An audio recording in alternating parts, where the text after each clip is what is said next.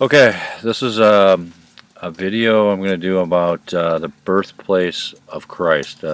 Apparently, Christians are told that the Messiah is prophesied to be born in Bethlehem. Well, the Matthew 2:6 is one of the quotes that is in the New Testament that will tell you just that. I'll read that for you. Matthew 2:6. And you, Bethlehem, land of Judah, are by no means least among the leaders of Judah, for out of you shall come forth a ruler who will shepherd my people Israel. Okay, so with that verse, it sounds like, this New Testament verse, it sounds like we have, the Messiah being Jesus, apparently, being born from Bethlehem. As you know, 35% of the New Testament is quotes from the Old Testament or from the Tanakh. And Matthew 2:6 is a quote coming from the Old Testament from Micah. Micah 5, verses 2 through 5. Okay, now this is where this is where Matthew is quoting from, and just so you know, a reminder: anytime you quote a verse is quoted from the Old Testament and quoted into the New, it has to be the same. You cannot take out words. You can't just and leave them out. You can't add words. You can't take out words and then add words and replace them with something else that means something else. Okay, that's so if there's ever you find a quote from the Old or from the New, it's that's from the Old. It has to match. Okay, that's not my rule. Okay, so in this case, it obviously doesn't match. The Micah 5:2, the last part of that verse, one whose origins are from the distant past, was removed, and instead it was replaced with, who will shepherd my people Israel, a ruler who will shepherd my people Israel. Okay, that's what was replaced. So we have one whose origins are from the distant past, removed from Micah 5, verses 2 through 5. It's removed. It's literally cut out. Okay, crime. That's wrong. That cannot be done, but it was. So you can look at it in your own King James Version Bible. And the reason why is real simple, why it was cut out.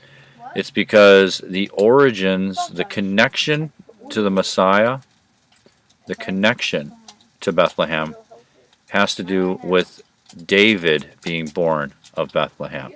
That's the Messiah's connection to Bethlehem. It's David's connection. And that's what Micah is saying when he's writing one whose origins are from the distant past. They're talking about David, okay? If you read Micah, and I know instead of cherry picking, okay, you read Micah in its entirety around these chapters, you'll see, all right, that's exactly and the only thing it's saying. This isn't about a misinterpretation or my opinion versus yours. If you don't believe me, and I read the Hebrew, and you do not probably, because if you believe otherwise, you're taking the word of someone else and you're reading translations, and you didn't bother to check. So if you don't believe me, go to any temple, not a Jews for Jesus temple, but a temple.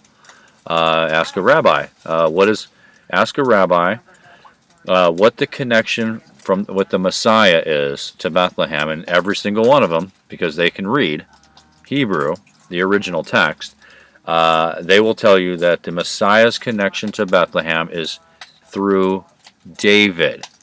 Okay? David was born in Bethlehem. 1 Samuel, let me see, where would that be? 17, verse 58. You can look it up there if you were unsure if David was born in Bethlehem, and he was. And like I said, you cannot just cherry pick a verse and then expect to get whatever result you want. And you can't take out words out of a verse that you're quoting from and then add your own. All right, those are huge crimes. All right, and it was done for a very specific reason. That reason is to crystallize the idea.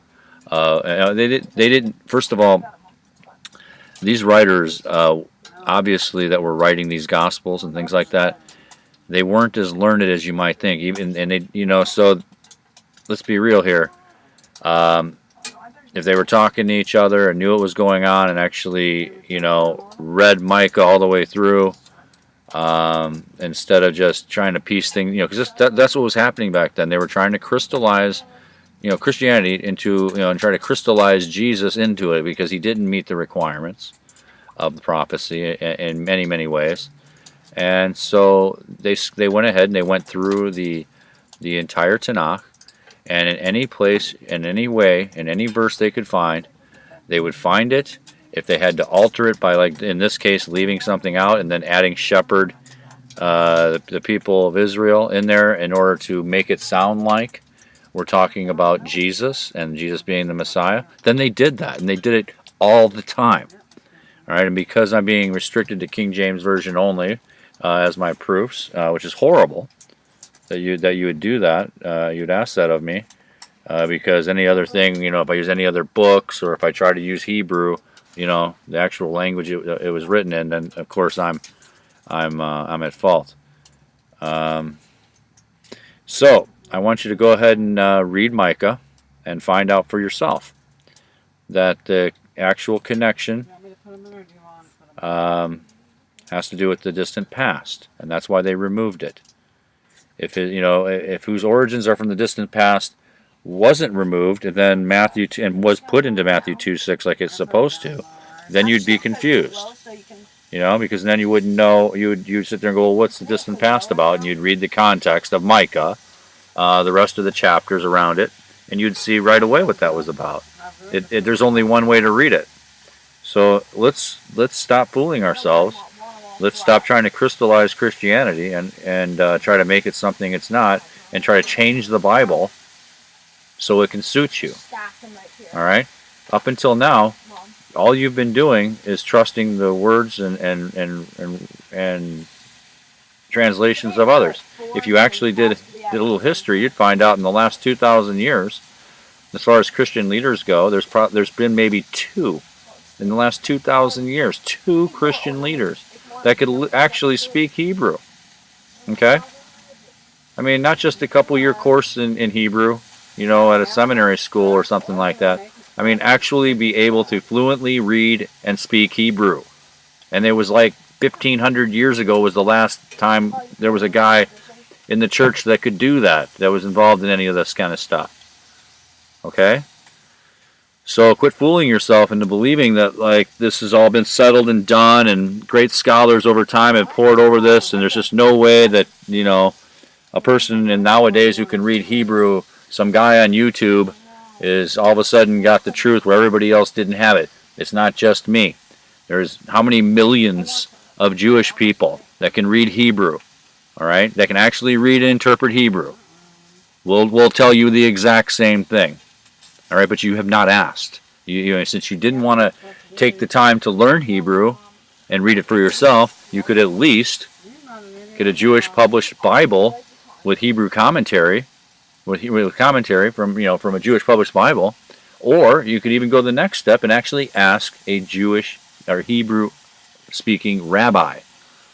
None of those things you've done, because if you did and you're watching this video and you actually think that I'm wrong, all right, then go ahead and resolve yourself to being right when you're absolutely wrong, and continue believing false, doctrine, because that's what you're doing. All right, and if you check out the rest of my videos and try to, see what you think, you'll see that because I speak Hebrew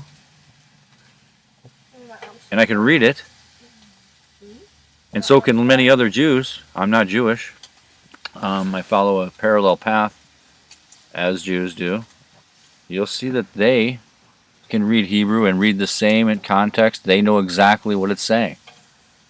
So, this video is short and to the point, so let's get it done. I mean, check it out. He wasn't born in Bethlehem. That's not, his connection is of old.